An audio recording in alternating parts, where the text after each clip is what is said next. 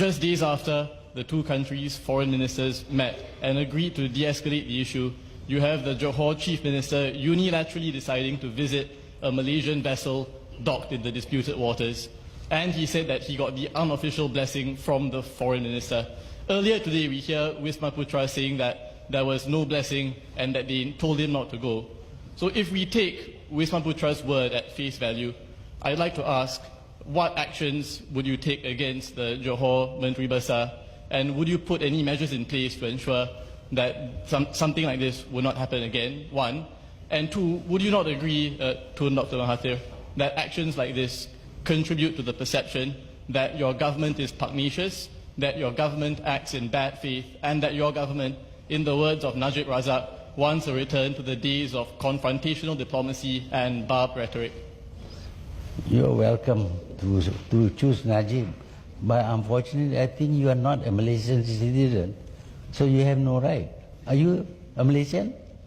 The question wasn't choosing Najib over you. I simply quoted Najib's views on your foreign policy. The question is whether through your actions over the high-speed rail, the airspace, the maritime dispute, the Crooked Bridge, the water price revision, you want to return to the fraught diplomatic ties with Singapore that we saw during your initial tenure as PM, or if you want to go beyond that?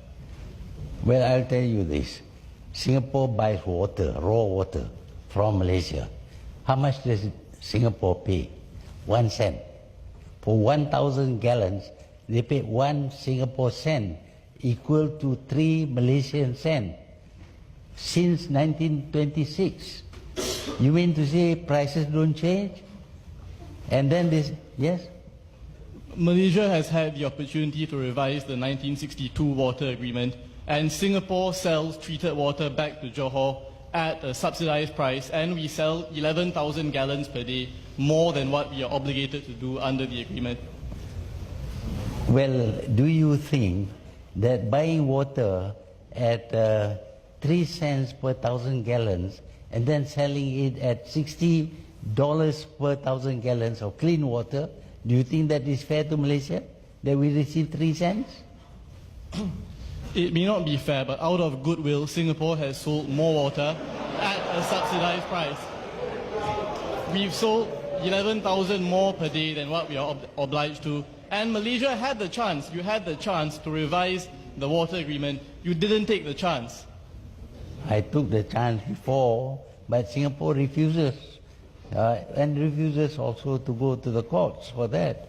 But anywhere in the world, when you tell them that Singapore buys water at 3 cents per 1,000 gallons and then sells treated water at 50 cents to Malaysia, that is not a good deal. We get only 3 cents per 1,000 gallons.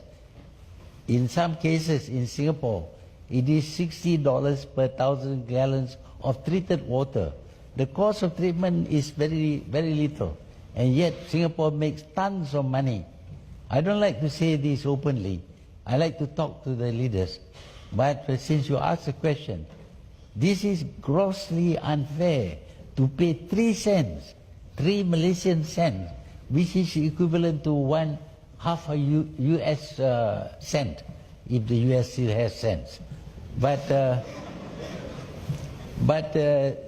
when we ask to negotiate the price, because they can sell to us at a higher price also, but we want to negotiate the price that is much more reasonable. Paying 3 cents for 1,000 gallons is absurd. In 1926, when the figure was mentioned, 62. It was okay at that time, but it's not okay now. We are different countries. We have to get back our money. For years, Singapore has benefited by buying water at 3 cents per 1,000 gallons and then selling treated water at about $60 per 1,000 gallons.